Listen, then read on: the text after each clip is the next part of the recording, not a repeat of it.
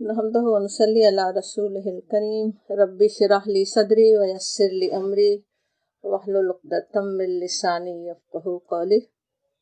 सूरह अंबिया हम पढ़ रहे थे, उसकी आयत नंबर 48 से आज शुरू कर रहे हैं। औज़ु बिल्लाहि मिनश शैतानिर रजीम, बिस्मिल्लाहिर रहमानिर रहीम। व लक़द, व और लक़द याद होगा, बहुत ही ताकीद के लिए डबल एम्फेसिस, ला लाम ज़बर ला भी और कद भी, ज़रूर ज़रूर जुमले में बहुत ही जैसे ज़ोर पैदा हो जाता है ना जब लक़द से शुरू हो। तो वलक़द और तहक़ीक़ और लाजिमन ज़रूर, आतैना अता की हमने, अता देना होता है, अतैना दी हमने, अता की हमने, मूसा व हारूना, मूसा और हारून अलैहिस्सलाम को, अल फुरक़ाना फुरक़ान, व दिया और रोशनी, व दिक्रन और नसीहत, व दिक्रन लिल मुत्तक़ीन परहेज़गारों के लिए। सूरह अंबिया हम पढ़ रहे थे ना, जिसमें अंबिया अलैहिस्सलाम का तज़किरा भी आता ही है। पीछे आयत नंबर 24 में फरमाया गया था कि हादा दिक्रुम मिन मइया व दिक्रु मिन क़ब्ली, नबी सल्लल्लाहु अलैहि वसल्लम के ज़रिए जैसे कहलवाया गया था, आप कहें कि ये ज़िक्र है जो मेरे साथ वालों के लिए है, यानी कुरान की तरफ वहाँ पे इशारा था, और मुझसे पहले वालों के लिए, यानी जो तालीम मैं तुम्हें दे रहा हूँ वो इससे पहले के भी तमाम अंबिया कराम ने दी, वो बात वहाँ पे आपने फरमाई। अब वो पीछे अंबिया कराम का तस्करा यहाँ पे शुरू हो रहा है इन आयत से जो आज हम शुरू कर रहे हैं। सबसे पहले नबी सल्लल्लाहु अलैहि वसल्लम से पहले आपके ऊपर जिनके पास शरीयत आई, जिन्हें किताब दी गई, वो हज़रत मूसा अलैहिस्सलाम थे।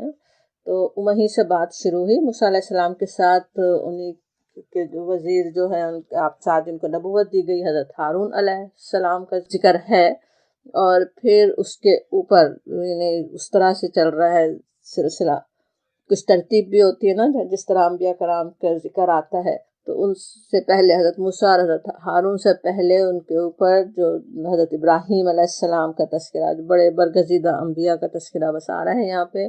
जो इब्राहीम अलैहिस्सलाम जो उम्मतों के बानी, जिनके ज़रिए नबूवत के 2 सिलसिले चले, बनी इस्माइल और बनी इसराइल, और फिर उन्हीं के उसमें हज़रत इसहाक़, हज़रत याकूब और हज़रत लूत अलैहिस्सलाम का भी हवाला दिया गया। फिर उनसे भी पहले जो हज़रत नूह अलैहिस्सलाम आए, उनका भी थोड़ा तज़किरा मिलेगा। तो अब यहाँ पे हज़रत मूसा और हज़रत हारून की बात हो रही है कि हमने उन्हें दिया, बहुत ही मुख्तसर से तज़किरा बस है, असल ये बताने के लिए ही है ये जो तज़किरा आ रहा है। नबी सल्लल्लाहु अलैहि वसल्लम के मुखालिफिन को जैसे हकीकत बताई जा रही कि आप जो दावत दे रहे हैं वो इससे पहले के अंबिया कराम ने भी बिल्कुल वही दावत दी थी। जो खुसूसियात, जो क्वालिटी, जो चीज़ें नबी सल्लल्लाहु अलैहि वसल्लम में देख रहे हो वही पहले के अंबिया कराम में भी थी।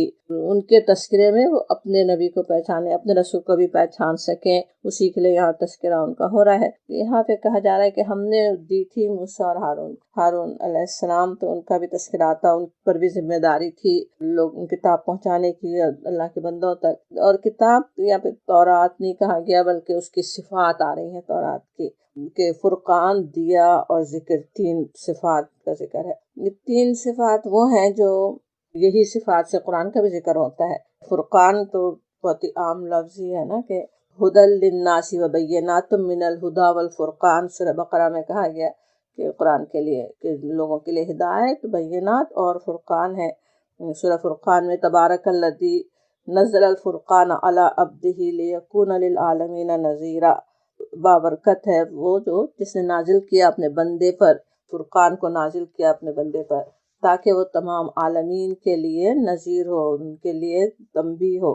फुरकान वैसे कहना कई तरह के माने रखता, वैसे फ़र्क करने वाली चीज़ होती है ना, हर चीज़ का फ़र्क बताने वाली चीज़। जैसे इंग्लिश में कहें तो क्राइटेरिया, स्टैंडर्ड कहा जा सकता। तो अब उलमा वैसे इसका फुरकान के कई मफ़हूम बताते हैं, कई मतालिब बयान करते हैं। पहला मतलब ये कि अहकाम, फुरकान जो है उससे मुराद अहकाम उन्होंने लिए कि अहकाम और हिदायत की जैसे तफसील पेश करने वाली किताब, जब किताब को फुरकान कहा जाए। फिर दूसरी बात ये कि हक़ और बातिल में, हराम और हलाल के दरमियान इम्तियाज करती है।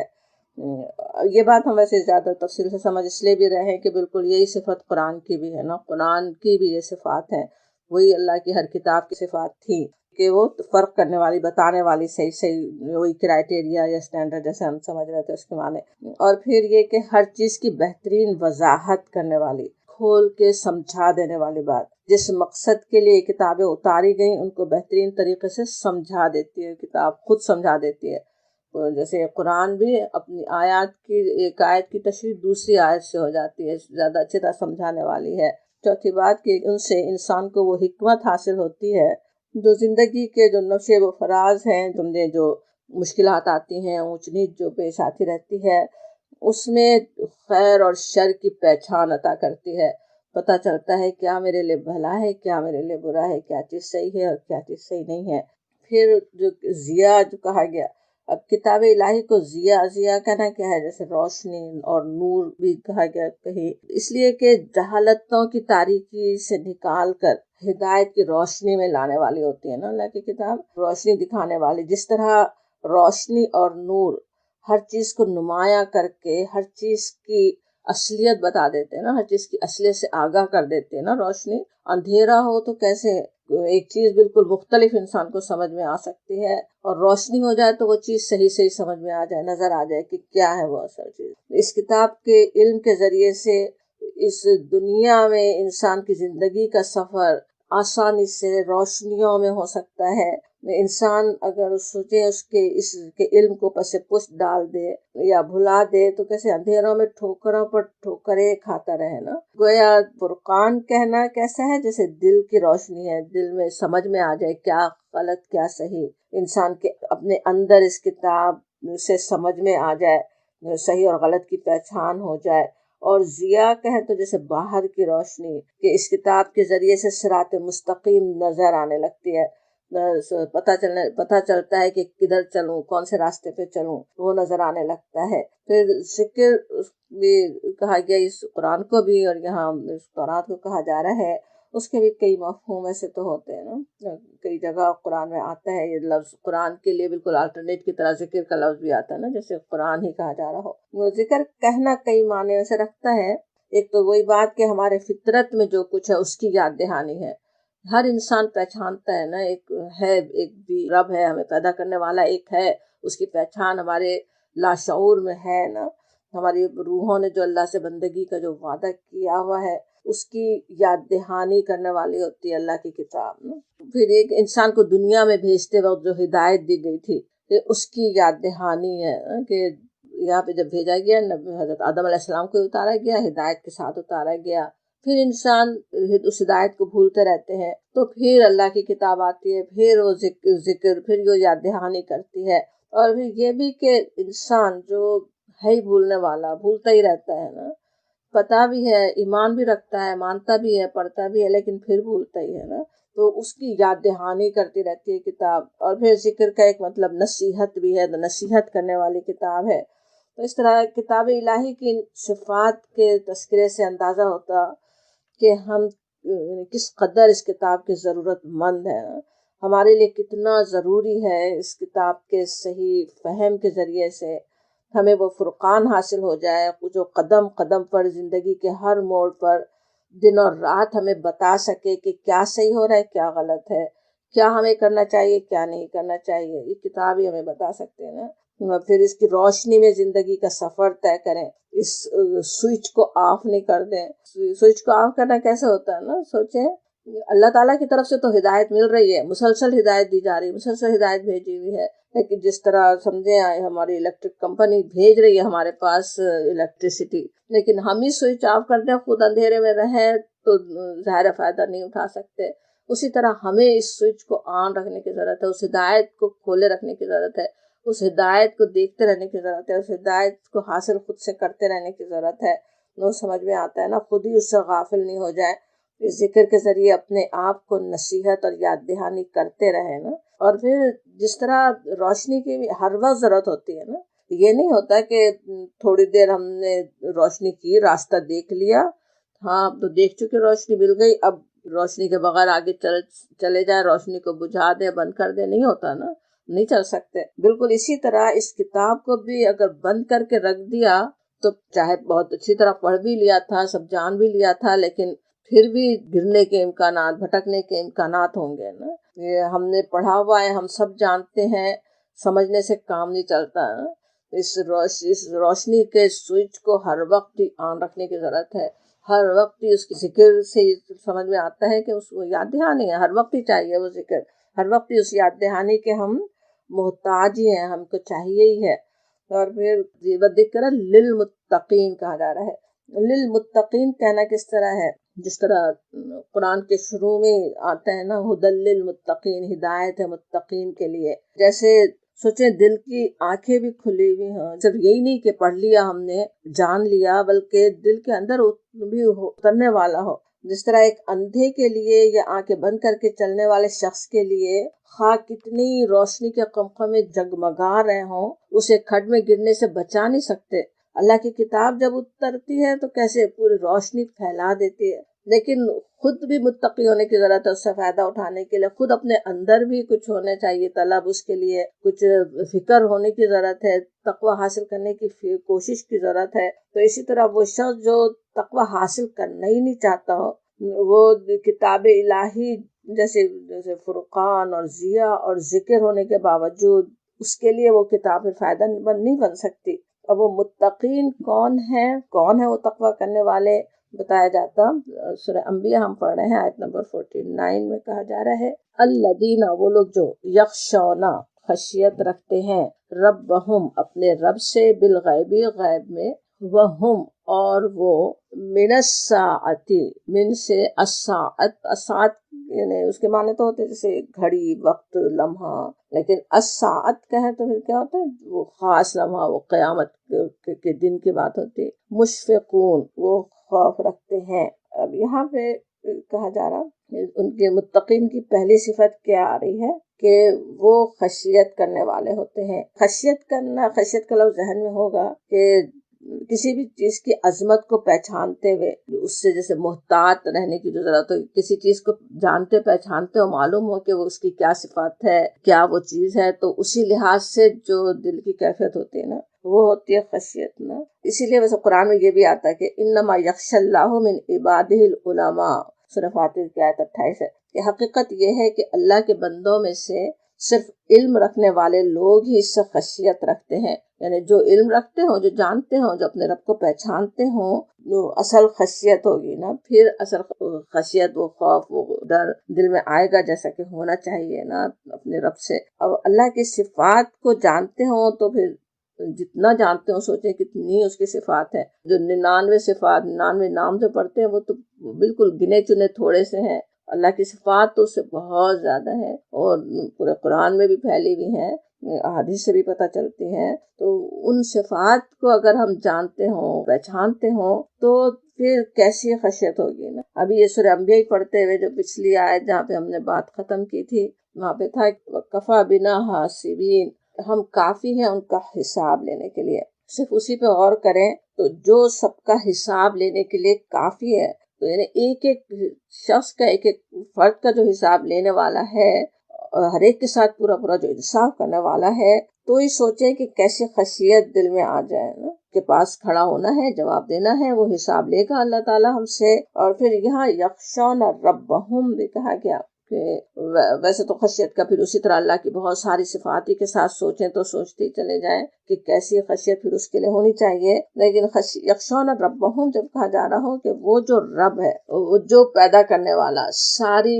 نعمتیں عطا کرنے والا، دنیا میں کسی نے ہم پر بہت ہی سوچے نوازشیں کی ہوں، بہت اس کی مہربانیاں ہوں، یا اپنے ماں باپ کی قدر کرنے والی اولاد ہو، تو ان کو ناراض نہ کرنے کے لیے کیسی فکر ہو سکتی نا. چل وہ ہے خشیت، فکر ہے کہ ایسا نہ ہو کہ ہم ناراض کر دیں. پھر وہ ہستی جس نے ماں باپ کے دل میں ہمارے لیے محبت ڈالی، جو بھی مہربانیاں کرے وہ اصل تو اللہ تعالیٰ نے کروائی، مہربانیاں ہم پہ کی بھی ہو رہی ہوں، تو پھر سوچنے کی بات ہے کہ اس رب کریم سے پھر کیسی خشیت ہونی چاہیے نا. اور پھر یہ کہا جاتا ہے کہ بالغیبی، جو غیب میں کرنے والے ہیں، وہ غیب میں خشیت رکھنے والے ہیں.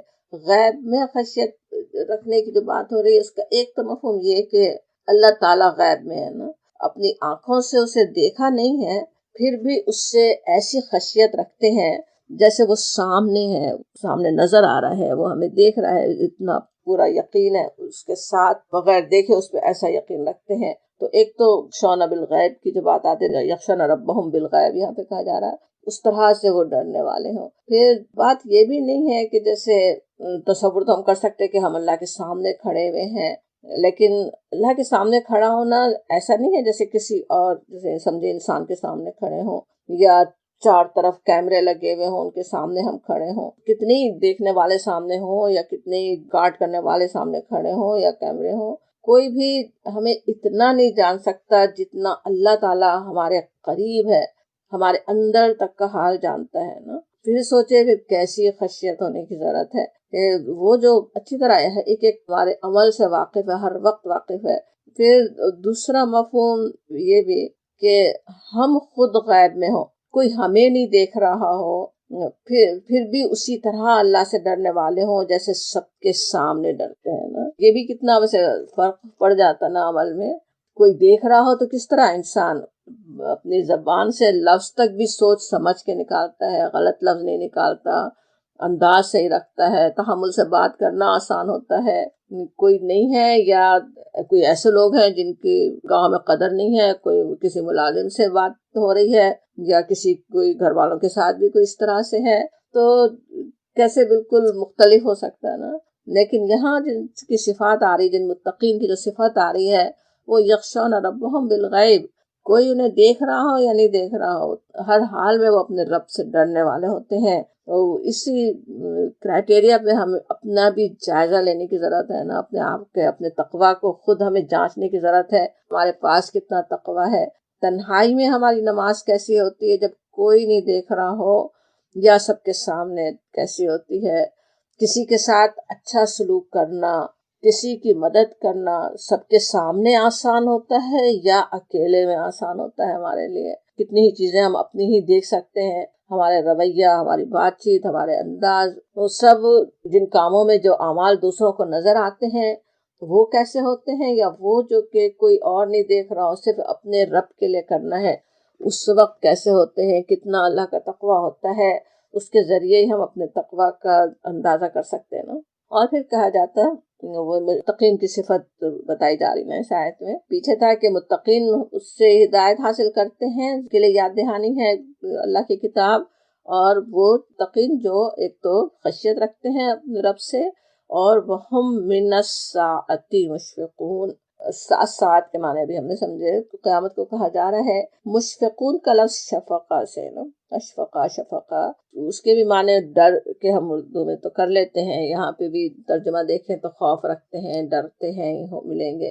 اشفقہ ویسے ایسا ڈر ہوتا ہے جس میں ڈر اور رحم اور محبت کے جذبات ملے جلے ہوتے ہیں نا.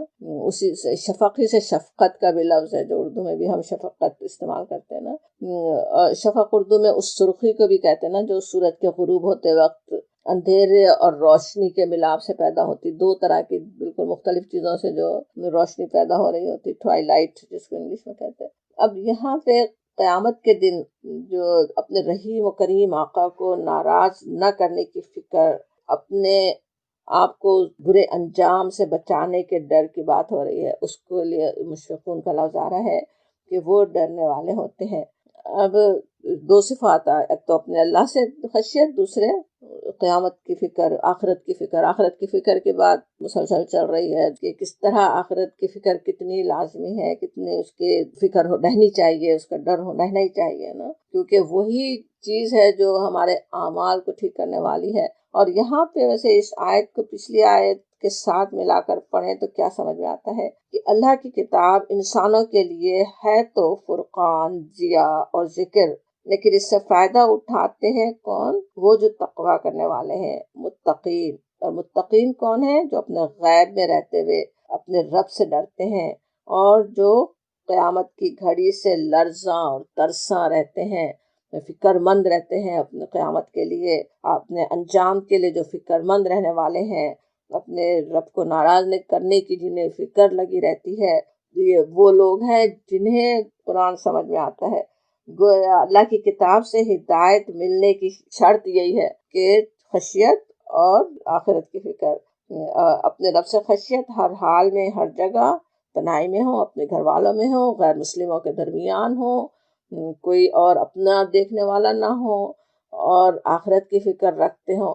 آخرت کو سوچیں دور سمجھ لینا کتنا آسان ہوتا ہے نا. ہم سب کے لیے بھی ہو سکتا ہے کہ تھوڑا دور جیسے نظر آتی ہے نا، لیکن جو اپنے آپ کو یاد دلانے کی ضرورت ہے جس کے ذریعے آخرت قریب نظر آ سکے ہمیں، وہ یہ کہ ہر انسان کی قیامت تو اس کی موت ہی ہے. وہیں سے قیامت شروع ہو جاتی ہے نا، اور موت تو کتنی قریب ہی ہے، کچھ نہیں پتا اگلے لمحے کا. تو اس طرح سے پھر فکر وہ جو یہاں پہ بتایا جا رہا ہے کہ وہ مشفقون، لرزاں اور ترساں رہتے ہیں. جو فکر جیسی ہونی چاہیے وہ فکر اسی وقت ہو سکتی ہے نا، ہر وقت ذہن میں ہو.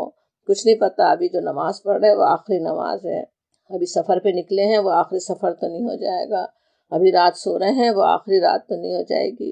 تو اس طرح سے فکر رکھنے والے ہوں تو پھر آیات بھی سمجھ میں آتی ہیں، پھر ہدایت بھی ملتی ہے، پھر قرآن زیادہ سمجھ میں آتا ہے، اللہ کی کتاب زیادہ سمجھ میں آتی ہے.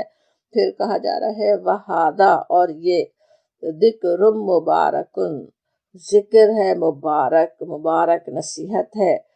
انزلناہ، نازل کیا ہم نے اس کو.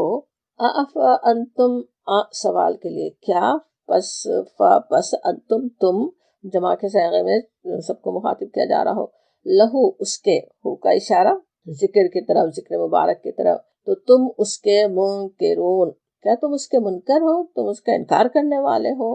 اب حاضہ یہ کو کہتے ہیں نا، یہ کا اشارہ کس طرف ہے؟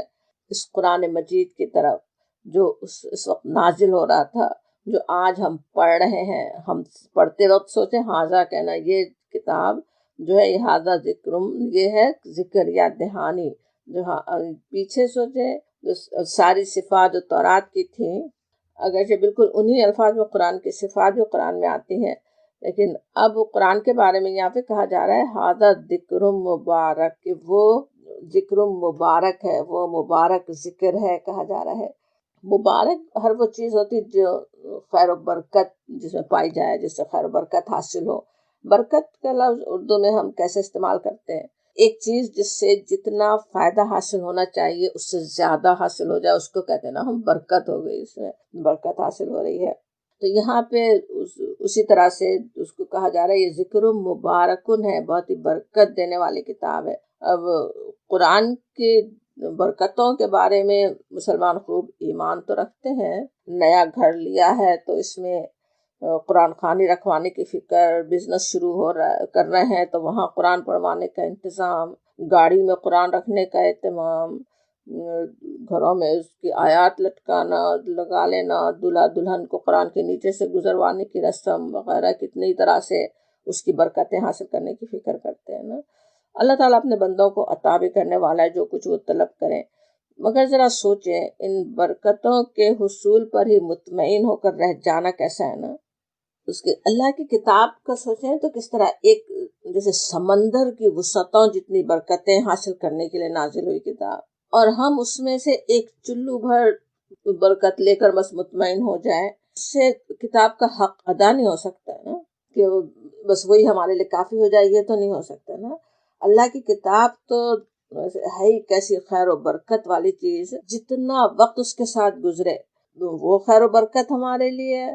اس کو اگر پڑھ رہے ہوں، پڑھنا سیکھ رہے ہوں، صرف ابھی پڑھنا آتا نہیں، پڑھنا سیکھ رہے ہوں تو بھی بھلائی، کتنی بھلائیاں انسان ایک حاصل کر لیتا ہے. اسے سینے میں محفوظ کر لے تو کیسی سعادت. اس پر تدبر کرنا تو دنیا اور آخرت کی ساری بھلائیاں عطا کرنے والی چیز ہے. اسے دوسروں تک پہنچائیں تو وہ تو ثواب جاریہ ہی بن سکتا ہے، اور پھر قبر میں کام آنے والی، قیامت کے دن شفاعت کرنے والے. قومیں اگر اس کتاب کو تھام لیں تو جیسے زمین خزانے اگلنا شروع کر دے، آسمان رزق برسائے، انسان امن اور عافیت حاصل کر لیں. جیسے تورات کو ذکر کہا جا رہا تھا، اب قرآن کے لیے کہا جا رہا ہے یہ ذکر ہم نے نازل کیا، کہ کیسی رحمت تم پر ہو رہی ہے، کیسی رحمت اللہ تعالیٰ اس کے ذریعے تم پر کر رہا ہے، وہ کہا جا رہا. اور پھر سوال بھی کیا جاتا ہے کہ وہ افانتم لہ منکرون، کیا تم اس کا پھر انکار کرتے ہو. اب یہاں پہ جیسے جو انزلناہ کہنا ہے، کس طرح نازل کیا ہم نے اس کو، ہمارے رب نے، رحیم و کریم آقا نے جیسے لوح محفوظ میں لکھی ہوئی وہ کتاب مکنون جو آسمانوں سے اللہ تعالیٰ نے اتاری، یہاں نیچے بسنے والے انسانوں کے لیے اتنے اہتمام سے نازل فرمائی۔ آج سوچے اگر انسانوں کو سے کوئی کہے کہ ایلینس نے کوئی لیٹر ڈراپ کر دیا ہے، کوئی چیز آ گئی ہے کہیں سے، تو شاید ساری دنیا اس کے پیچھے کیسے لگ جائے گی نا، کہ اچھا کہیں آسمانوں سے کہیں وہاں سے کوئی چیز آئی ہے۔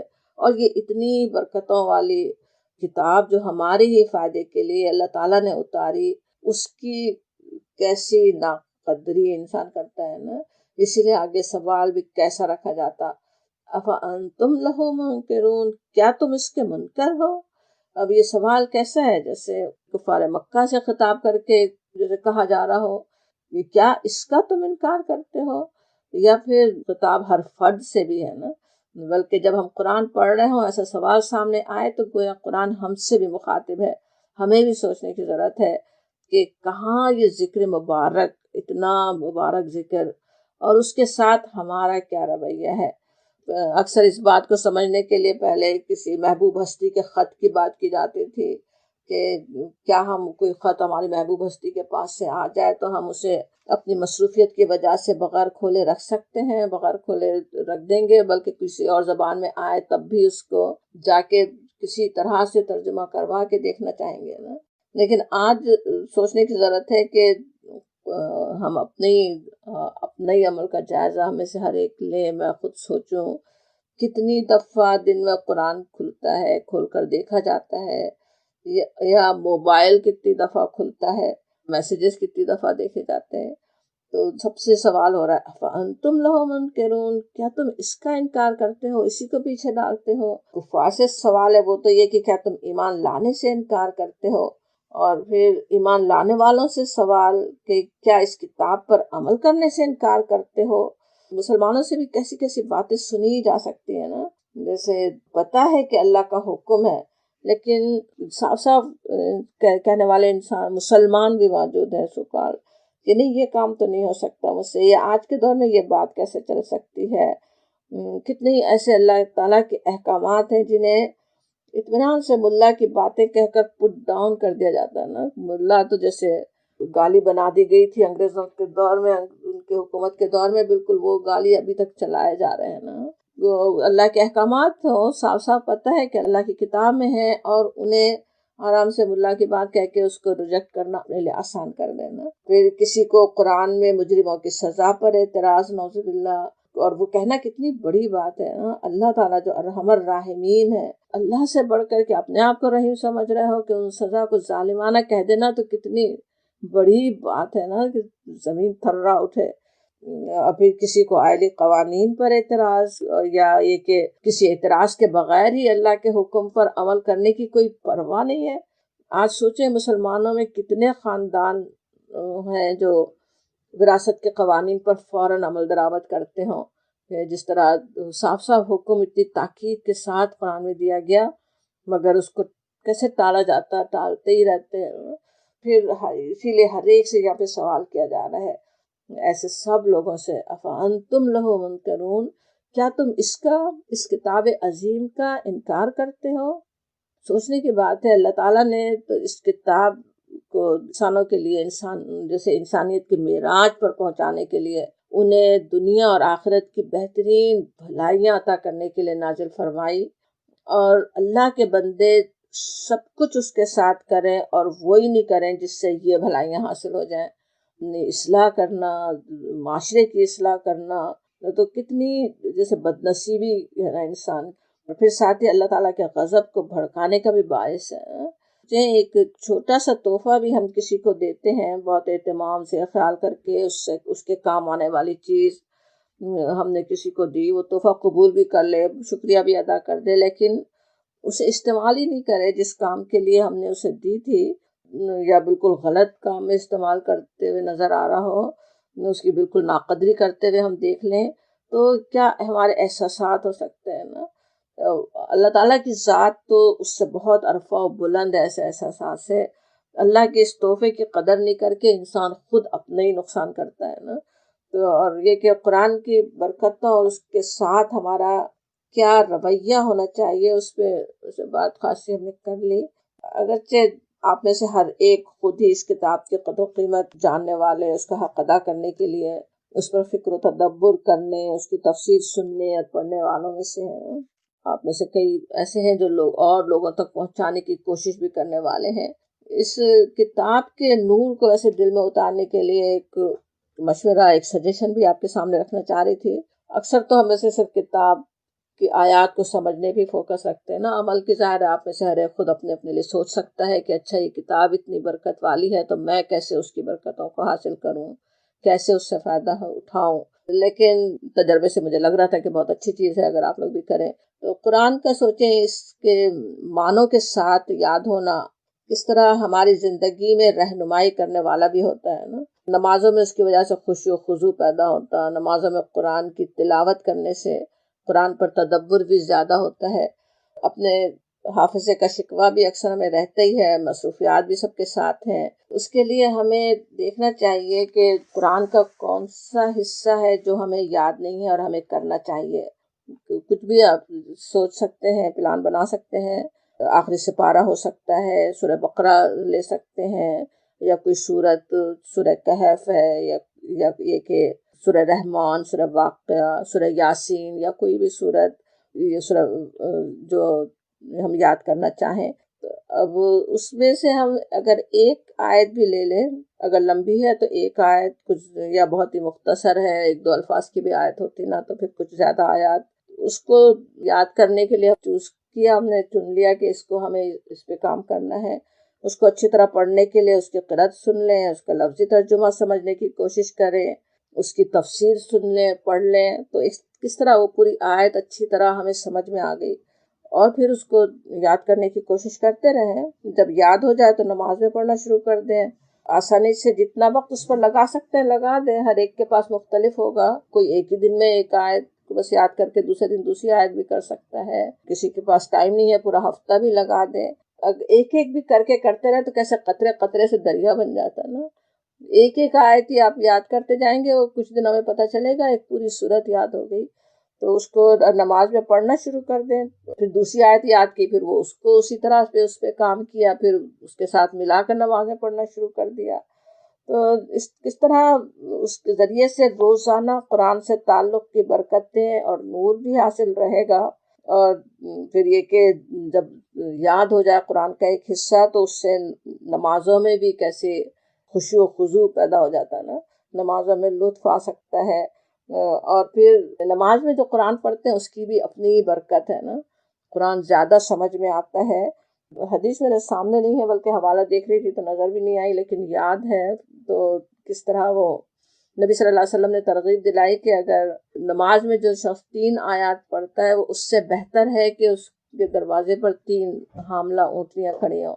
تو 3 حاملہ اونٹنیاں کہیں تو ایک بڑی دولت جس کا اس وقت کا عرب تصور کر سکتا تھا نا، وہ اس سے بہتر ہے۔ یعنی ایک اتنی بڑی چیز، 3 کاریں کھڑی ہوئی ہوں کہ اتنی ساری گروسری کھڑی ہوئی ہو، تو سب کو سب کچھ مل رہا ہو، اس سے بہتر ہے کہ وہ قرآن نماز میں پڑھتے ہیں نا۔ تو کتنے ہی فائدے ہم حاصل کر سکتے اس کے ذریعے سے۔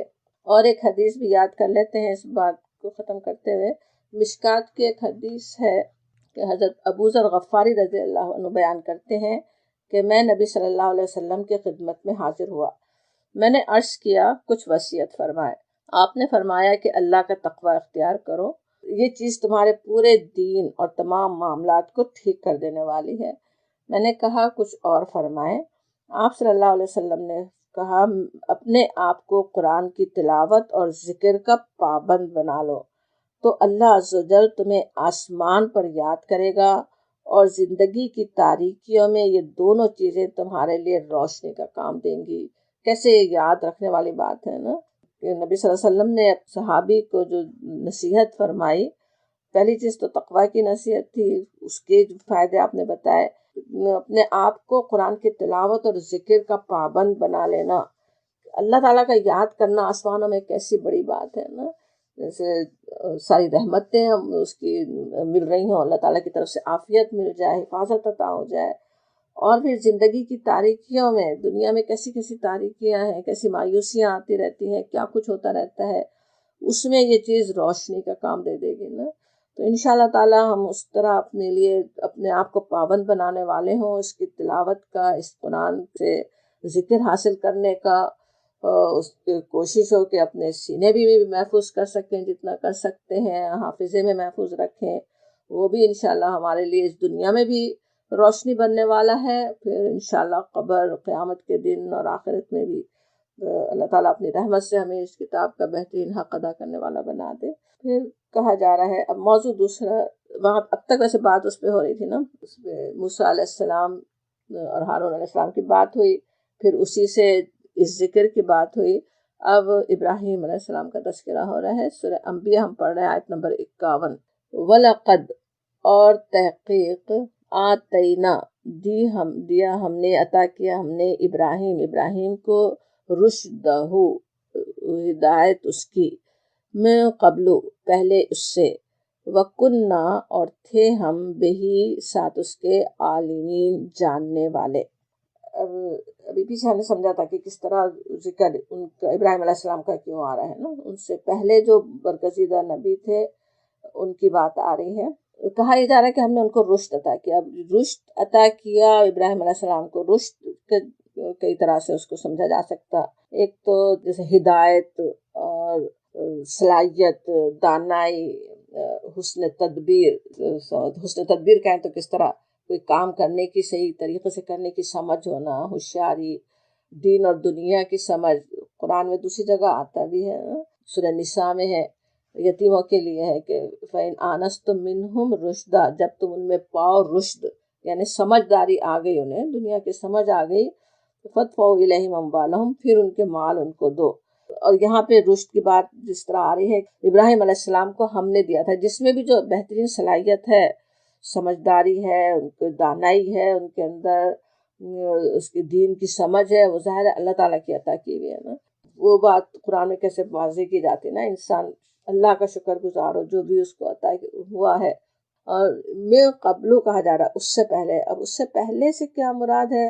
پیچھے حضرت موسیٰ، حضرت ہارون کا ذکر تھا تو ہو سکتا ان سے پہلے کی بات ہو رہی، زیادہ امکان یہی ہے کہ اس سے پہلے کی بات ہو رہی ہے، لیکن اور بھی کسی نے مانے لیے کہ اس سے پہلے، یعنی جیسے نبوت ملنے سے پہلے کی ان کی بات ہو، یا یہ کہ نبی صلی اللہ علیہ وسلم سے پہلے، ابھی اوپر ذکر کے قرآن کی بات ہو رہی تھی نا، تو یہ بھی ہو سکتا ہے کہ اس سے پہلے، اس ذکر سے پہلے ہم نے، ابراہیم علیہ السلام بھی تھے جنہیں ہم نے رشد عطا کیا تھا، اور وَكُنَّا بِهِ عَالِمِينَ، اور ہم تھے ہم اس کے جاننے والے۔ اس کے جاننے والے کہنے میں بھی کئی طرح کی بات ہے، کہ ایک تو یہ کہ یہ بلند مرتبہ اللہ تعالیٰ نے جو ان کو بخشا، بس ایسے ہی نہیں بخش دیا، بلکہ کڑے امتحانوں میں ڈال کر انہیں پرکھ لیا تھا، اور یہ کہ ان میں جو خصوصیات تھیں، اللہ تعالیٰ جانتا تھا کہ وہ اس کے حقدار ہیں کہ انہیں یہ مقام عطا کیا جائے، اس بنا پر ان کو یہ مقام عطا کیا گیا۔ سورہ انعام میں جیسے آتا ہے، اللہ اعلم حیث یجعل رسالتہ، آیت 124، کہ اللہ تعالیٰ خوب جانتا ہے کہ اپنی رسالت کس کے حوالے کرے۔ یہاں پہ وَكُنَّا بِهِ عَالِمِينَ ہے نا، کہ اور ہم تھے جاننے والے۔ اللہ تعالیٰ جانتا تھا کہ وہ کس مقام کے مستحق ہیں، کیسا ان میں رشد ہے، اللہ تعالیٰ نے انہیں کیسا رشد دیا ہوا ہے، تو اس وجہ سے انہیں وہ مقام عطا کیا گیا۔ یہاں پہ ایک ضمنی طور پہ ایک بات اور بھی سمجھا دی جا رہی ہے سننے والوں کو، اس وقت کے خاص طور پہ نبی صلی اللہ علیہ وسلم کی نبوت کا جو انکار کرنے والے تھے، ان میں کیا تھا کہ انہیں کیوں نبوت مل رہی، وہ کیسے اس قابل ہو گئے، ہمیں کیوں نہیں دی گئی۔ جو سرداران تھے مکے کے، ان کی کیا بات ہوتی تھی کہ اگر نبوت آنی تھی تو طائف کے اور مکے کے جو اتنے بڑے بڑے سردار ہیں، ان میں سے کسی کے پاس آنی تھی، وہ کیسے ان کے پاس کیسے آئی؟ ادھر اہل کتاب کو یہی تکلیف تھی کہ اصل تو وہ بڑے حقدار تھے، نئے نبی تو ہمارے درمیان اٹھنے تھے، وہ کیسے وہاں پیدا ہو گئے امیوں میں۔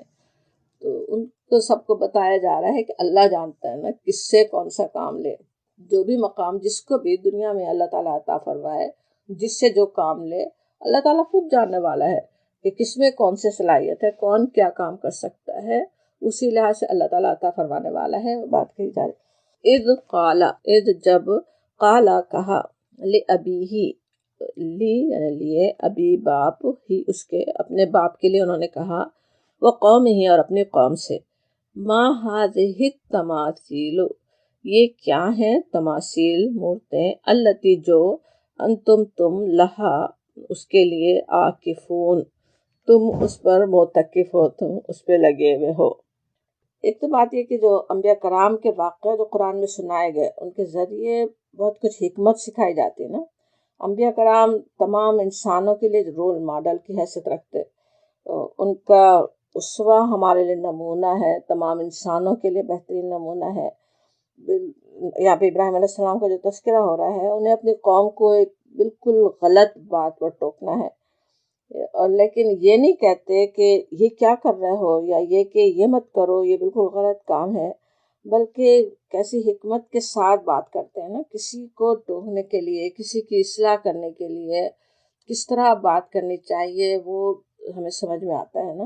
بالکل سوال کی طرح سامنے بات رکھتے ہیں کہ یہ کیا، یہ انہوں نے پوچھا اپنے باپ سے بھی اور اپنے قوم سے بھی کہ یہ کیسی تماثیل ہے نا۔ سورہ مریم میں بھی جہاں وہ اپنے باپ سے بات کرتے ہیں وہاں بھی اسی طرح کا ان کا انداز آتا ہے نا، اپنے باپ سے پوچھتے ہیں کہ یہ کیا آپ یہ کچھ کام آتے ہیں، یہ جو دیکھ رہے ہیں جو اتنا سنتے ہیں وہ ان کی کیوں عبادت کرتے ہیں، جیسے پوچھتے ہیں لما تعبدو، آپ ان کی کیوں عبادت کرتے ہیں، کہ خود وہ بتائے کہ کیوں کرتے ہیں، کچھ سوچیں خود کہ ان کی عبادت کرنے کی کوئی وجہ بھی ہے۔ تو اسی طرح یہاں بھی وہ سوال کر رہے ہیں۔ اب ان کا یہ سوال کرنا بھی سوچیں کیسی بڑی بات ہے نا، ابراہیم علیہ السلام کا، وہ ان کی پوری قوم سوچے کیسی عقیدے کی خرابیوں میں مبتلا ہے، غلط اعمال پر جمے ہوئے ہیں، اور پوری کی پوری قوم ایک طرف جا رہی ہے، باپ بھی، اور اس کے سامنے بات کہنا اپنے باپ کے اور اپنے قوم کے سامنے یہ بات کہنا کہ وہ کس طرح آپ کیا کر رہے ہیں، یہ کیوں ان کی قومی ہی محاذی تماثیل، یہ کیا ہیں یہ مورتیں جو کہ آپ جن پر لگے ہوئے ہیں، انتم لہا عاکفون، عاکفون کا جو لفظ ہوتا ہے عکوف سے این کاف ہے، اس کا روٹ ورڈ تعظیم کے ساتھ جیسے کسی پر متوجہ ہونا، بہت ہی یکسوئی انہماک کے ساتھ کسی سے وابستہ ہو جانا، وہ ہوتا ہے عکوف۔ اسی سے اعتکاف کا لفظ ہم استعمال کرتے ہیں نا، جو اردو میں بھی ہم جانتے ہیں، تو اللہ تعالیٰ کی طرف پوری طرح یکسو ہو کر رجوع ہو جانا۔ اب یہاں پہ جس طرح وہ آتا ہے کہ وہ اپنے بتوں پہ وہ معتکف ہیں، اور یہ بات دیکھنے میں بھی آتی ہے نا، کسی کو شاید اتنا زیادہ خوش و خضوع سے نماز پڑھتے ہوئے کم دیکھنے کو ملے گا جتنا جہاں پہ ایسے مشرکانہ رسوم ہو رہے ہوں وہاں پہ دیکھیں تو جس خوش و خضوع سے وہ لگے ہوئے ہوتے ہیں اس کی عبادت میں، تو وہ نقشہ یہاں پہ کھینچا گیا، اس پہ کیوں لگے ہوئے ہو، وہ انہی سے پوچھتے ہیں۔ حاضر تماثیل، یہاں پہ کہتے ہیں تماثیل تمثال کی جمع ہے مثل سے، تمثال کہتے ہیں بالکل ہو بہو نقل کسی چیز کی ہونا، خصوصاً کوئی ہاتھ سے بنائی ہوئی چیز ہو، تصویر کے لیے بھی آتا ہے، کسی چیز کی کوئی تصویر بنائی گئی ہو تو پوجنے والے وہ بھی کرتے ہیں نا، ایک تو بت بنا لیں اور تصویریں وغیرہ پتھروں پہ بھی بنا لیتے ہیں تصویریں، اور دوسری تصویریں تو ان سب کی طرف اشارہ ہے، تو پوچھتے ہیں کہ ان پہ کیوں لگے ہوئے ہو۔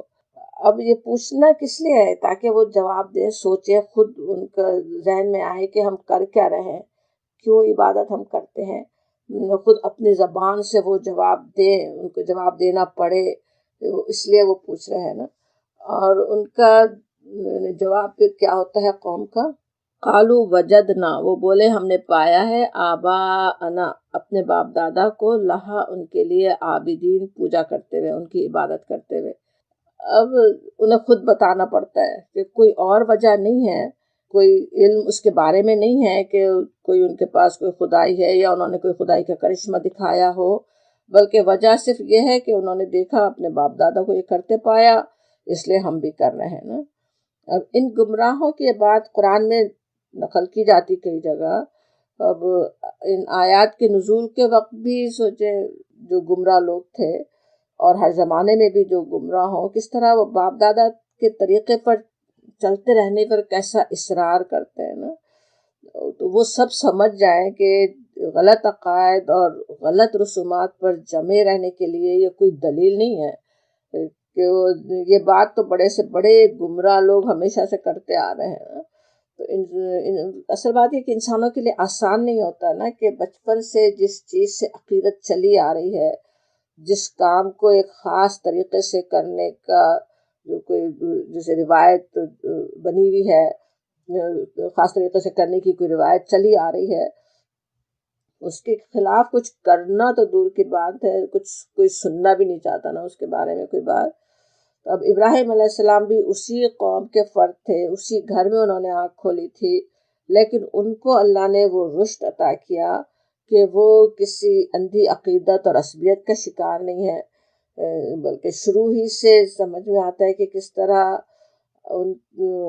اللہ کے لیے محبت ہر محبت پر غالب ہے نا ان کے دل میں۔ ایک طرف ان کے بارے میں سوچیں، اللہ تعالیٰ کا فرمان ہے کہ اواہ حلیم ان کی صفت بیان کی گئی نا قرآن میں، سورہ توبہ میں بھی ہے، تو انتہائی درد مند، نرم دل، حلم والے، لیکن صحیح بات کو پوری قوم کے سامنے برملا کہہ دیتے ہیں نا، اس پہ کمپرومائز نہیں کرتے، اس میں نرمی نہیں دکھاتے، کسی کا ڈر، کوئی جھجک ان کا راستہ نہیں روکتی، کتنے اطمینان کے ساتھ بات کر رہے ہیں نا آگے۔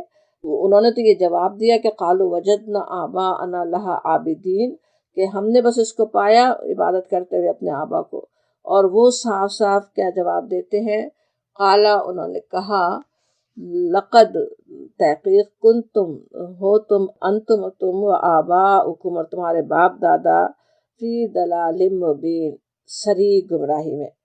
اب جو بات غلط ہے، جو باطل ہے، اس کا صاف صاف اعلان کہ تم گمراہ ہو، تمہارے آبا بھی۔ غلط بات اس لیے صحیح نہیں ہو سکتی کہ سب لوگ کرتے چلے آ رہے ہیں۔ ہم تصور کر سکتے ہیں کہ ابراہیم علیہ السلام کی یہ بات ان کے قوم کے لیے کیسی حیرت انگیز ہوگی، کیسی شاکنگ ہوگی نا، ان کے لیے جیسے یقین کرنا ہی مشکل تھا، تو اسی وجہ سے وہ کا جواب آتا ہے اس کے بعد، قالو کہنے لگے، اجئتنا بالحق ام انت من اللاعبین، کہ کیا تم سچی بات کہہ رہے ہو یا ہنسی مذاق کرتے ہو؟